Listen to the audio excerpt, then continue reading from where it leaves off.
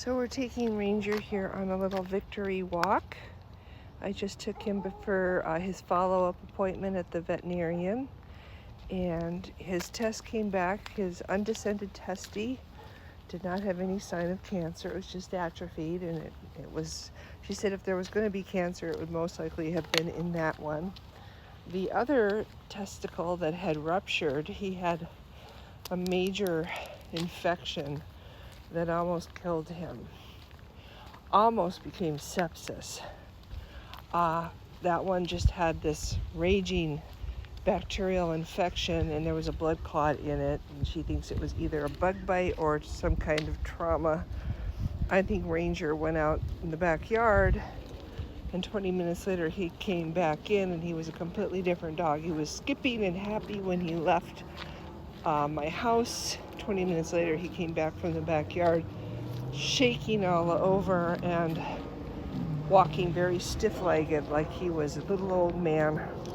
So I think there was a trauma.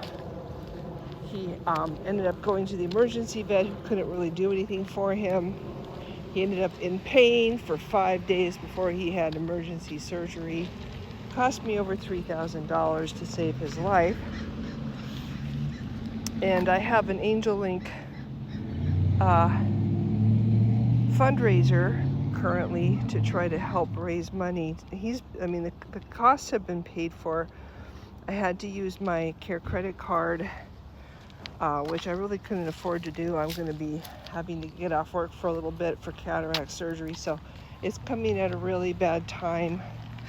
But I worked some major overtime yesterday, 9.5 hours, and I'm going to try to, pay it off as soon as I possibly can, because I do not like being in debt, honestly. But Ranger is doing really well. The vet said that I can take the cone off of him, so we just did that, and she suggested that I walk him to get his mind off of the incision initially. And she said it's okay if he washes himself a little bit down there, as long as he doesn't obsess over it. And the chances of it, the wound reopening at this point, is very slim. Just a little bit of a shot of the incision. It's all healed up. Yep. Yeah, they had to take the scrotum off as well. They didn't just take his testy, they took the scrotum as well, which they normally don't do. But the abscess inside was so bad, it had literally adhered to the skin on the inside of his scrotum. So they took everything. They took the whole thing, which, because of the infection present, was a really dangerous wound. Could have reopened easily, and if it had, it would have been very bad. He would have had to have wet to dry bandage treatment every single day, and it would have been very expensive and painful. But luckily he was a good little patient, and now we don't have the cone on anymore, and the cone can stay off according to the vet, as long as he doesn't obsess over the incision. So, and he's back to here. Oops, come here, baby. Yeah, we're going to go this way.